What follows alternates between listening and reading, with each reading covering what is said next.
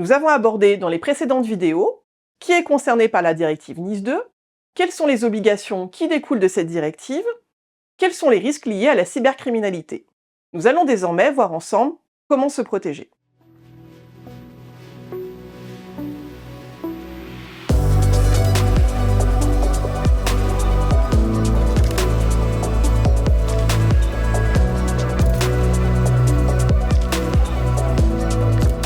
Comme évoqué dans la vidéo précédente, une analyse approfondie de votre environnement numérique aura permis d'en identifier les points faibles, les vulnérabilités, ainsi que les menaces internes ou externes. Cette évaluation exhaustive permet de mettre en lumière les vulnérabilités de votre écosystème et donc les mesures à mettre en place.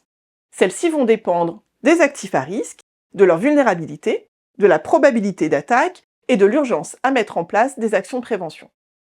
Chaque entreprise ayant ses propres problématiques, les réponses en cybersécurité ne sont pas les mêmes pour tous. Toutefois, nous pouvons évoquer dans les grandes lignes les points suivants afin de sécuriser votre environnement informatique.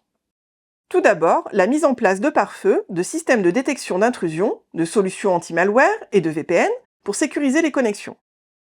Bien qu'élémentaires et simples à mettre en œuvre, ces mesures sont trop souvent ignorées par beaucoup d'entreprises.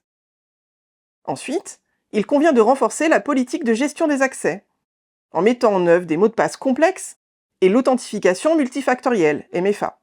Également, la mise en place de bonnes pratiques telles que des sauvegardes régulières et externalisées vous permettront de faire un pas supplémentaire vers la sécurisation de vos données. La formation et la sensibilisation des employés permettront de transmettre au personnel les bonnes pratiques de cybersécurité.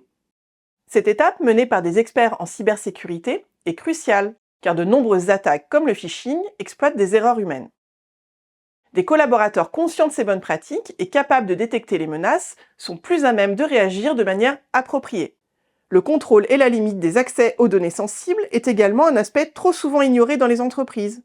L'accès aux données sensibles ne doit être accordé qu'aux personnes dont la fonction le nécessite. Enfin, il convient de ne jamais se relâcher et mettre en place une surveillance continue. Les cybercriminels ne font pas de pause, la cybersécurité n'est donc jamais figée. Il faut rester toujours vigilant et faire évoluer les mesures pour faire face aux nouvelles menaces. Suivre ces différentes étapes permet de réduire drastiquement le risque de cyberattaque aux conséquences plus ou moins dramatiques pour votre entreprise. Chacun peut mettre en place la plupart de ces bonnes pratiques.